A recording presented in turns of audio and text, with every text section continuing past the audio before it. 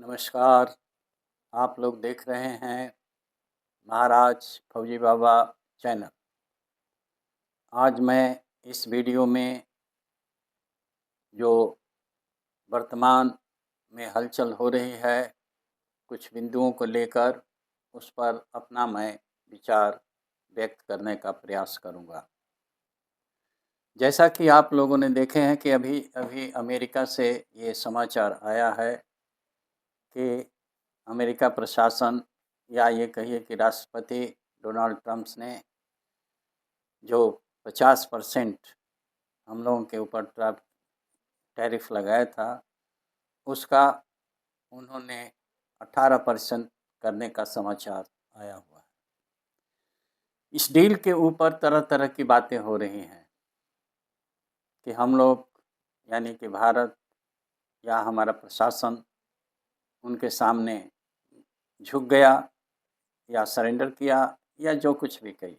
2 points था जिसमें कि प्रमुखता से बातचीत हो रही है, और वो है किसानों का एग्रीकल्चर प्रोडक्ट और डायरी यानी कि दुग्ध वगैरह जो हम लोग उत्पन्न करते हैं।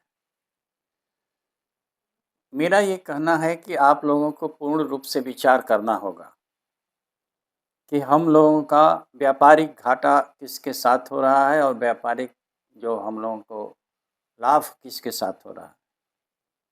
तो जैसा कि देखा गया है कि अमेरिका के साथ हम लोगों का अच्छा खासा लाभ हो रहा था, यूरोपियन कंट्री के साथ भी वही हाल, जबकि दूसरे देशों के साथ जैसे चाइना, रूस इत्यादि, उनके साथ ही हम लोगों का घाटे का सौदा चल रहा था, यानी कि ट्रेड डिफिसिट। इस पर हम लोगों को ध्यान देना होगा या ध्यान दे रहे हैं हमारे प्रशासन, और इसका किसी तरह से विरोध और टीका टिप्पणी करना ठीक है। जो कि विरोधी होंगे टीका टिप्पणी करेंगे, वो अपना तर्क निकालेंगे, अपना पॉइंट्स विरोध में निकालेंगे, ठीक है, कोई बात नहीं। लेकिन मेरा पॉइंट कहने का है, ध्यान देने का है लाभ और हानि कि लाभ कहाँ पर है और हानि कहाँ पर है। जैसा कि आप लोग देख रहे हैं और बता भी रहा हूँ और सुन भी रहे होंगे कि हम लोगों का ट्रेड डिफिसिट यानी कि व्यापारिक घाटा चाइना और रूस के साथ है। तो व्यापारिक क्षेत्र के अंदर में हम लोग घाटा सह रहे हैं और व्यापारिक क्षेत्र के अंदर में हम अमेरिका, यूरोपियन कंट्री इत्यादि से लाभ में हैं। तो बहुत ही आवश्यक है कि इसके ऊपर हमको ध्यान देना पड़ेगा। तो हम लोग अमेरिका के साथ में जो कुछ भी डील हो रही है या कोई भी चीज़ें हो रही हैं, वो सब सोच समझ करके ही हो रही है।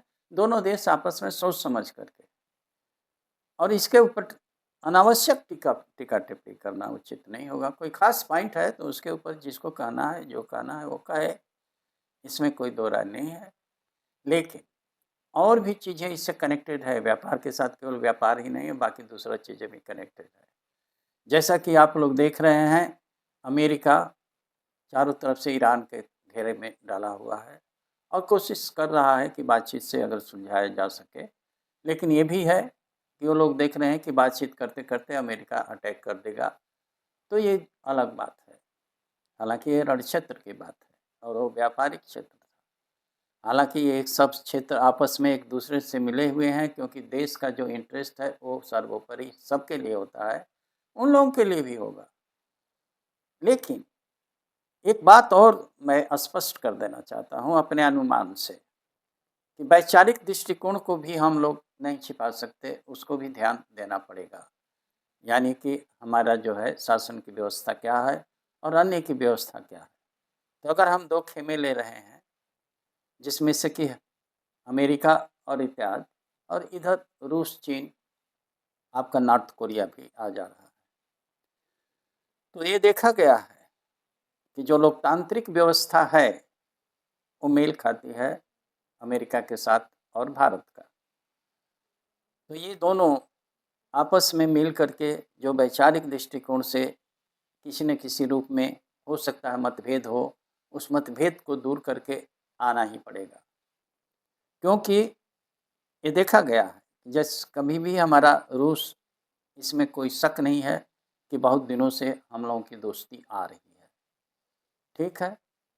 उन्होंने हमारी मदद की, हम उनका मदद किया, या जो कुछ भी ऊपर चल रहा है, उस सब आप लोग विदित हैं, या जो कुछ भी प्रयास चल रहा है। लेकिन जैसा कि आप लोग जानते हैं और हम लोग भी जानते हैं कि हम लोगों का इमीडिएट जो मतभेद है किस देश के साथ है, और वो है चाइना, फिर आ जाता है आपका पाकिस्तान, और अब एक तीसरा भी खड़ा होने जा रहा है। तुर्की वगैरह तो था ही, तीसरा हमारा नज़दीकी खड़ा हो जा रहा है बांग्लादेश।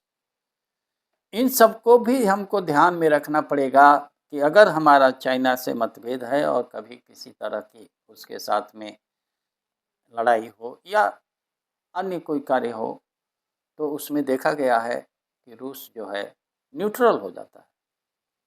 हम लोग भी देखते हैं कि कभी कुछ चीज़ें होता है तो भारत तो खैर नॉन अलाइनमेंट का पहले से ही शुरू करके रखा है कि इससे भी दोस्ती, उससे भी दोस्ती, उससे भी दोस्ती। जब कभी भी ये चल रहा है, आपसी लड़ाई हो या विरोधाभास हो या जो भी है, जैसे कि रूस और यूक्रेन का चल रहा है, इसमें हम लोगों को दोषी बनाया गया कि हम लोग रूस से तेल ले रहे हैं, और इसके कारण बहुत सी समस्याएं उत्पन्न हो रही है, क्योंकि रूस को कमज़ोर करना चाहते थे। तो चलिए, ये पॉइंट्स है, व्यापार का भी है, रण क्षेत्र का भी है, और अपनी संप्रभुता का भी है।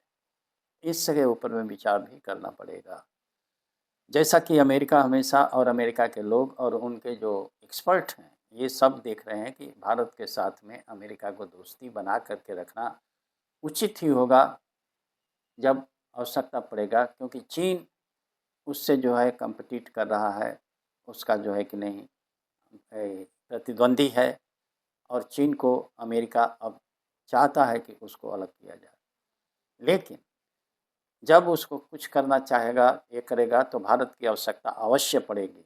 पाकिस्तान के उन लोगों ने प्रयोग करते रहे, जब जब आवश्यकताएँ आई, वो एक अलग क्षेत्र है, अलग बात है। लेकिन जो अब भविष्य की बात आएगी, तो भारत को इग्नोर नहीं कर सकते ये लोग। अब इस समय हम लोगों को स्थिति कहाँ पर है, जिसको कि बार-बार मैं अनुमान से भी बताता हूँ। बहुत ही सजग होकर के हम लोगों को कदम उठाना है, चाहे किसी क्षेत्र में। हालाँकि व्यापारिक क्षेत्र तो आप लोग जानते ही हैं, देख भी रहे हैं, और अन्य क्षेत्र जो हुए, उसके बारे में आप लोग जान रहे हैं। आजकल सोशल मीडिया पर बहुत चल रहा है जनरल नरवणे के बारे में। उनकी कोई पुस्तक आने वाली है कि आ गई है, ये मालूम नहीं। लेकिन चीन के कुछ टैंक्स देखे गए कि आ रहे हैं, और उसके ऊपर में हम लोगों के जो रक्षा मंत्री हैं, प्रधानमंत्री हैं, चाहे अन्य इससे संबंधित लोग हैं, कुछ पूछा जा रहा है जनरल के द्वारा कि ऐसी आ रही है, हम लोगों को क्या आदेश है। तो प्रधानमंत्री का आदेश है, जो उचित समझे करिए, क्या हर्ज है, बात सही कह रहे हैं। और इसको लेकर के टीका टिप्पणी ये करने से इधर उधर, ये ऐसा है वैसा है, ठीक है, विरोधी विरोध करेंगे, लेकिन हम लोगों के लिए उचित नहीं है। हम लोगों के मोराल को अगर देखा जाए, तो हम लोगों की जो मानसिक स्थिति है या शारीरिक स्थिति है या भौगोलिक स्थिति जो कुछ भी है, वो हम लोगों का सेंटर से ही कंट्रोल होता है। हम लोग पाकिस्तान की तरह से नहीं है कि वहाँ का जो है सेना ही सब कुछ देखभाल करती है। हम लोगों का कुछ और तरीका है, और तरीका सही है, कोई गलत नहीं है। क्योंकि हम लोगों के एक हरकत से बहुत सी समस्याएं पैदा हो सकती हैं, और बाद में चल कर के उसका परिणाम बुरा होता है या अच्छा होता है, वो बात की बात है। इसलिए जब कभी भी सैनिकों के बारे में बात होती है, तो सभी को समझ जाना चाहिए, चाहे वो विरोध पार्टी हो, चाहे सत्ता पक्ष हो, चाहे विरोध पक्ष हो।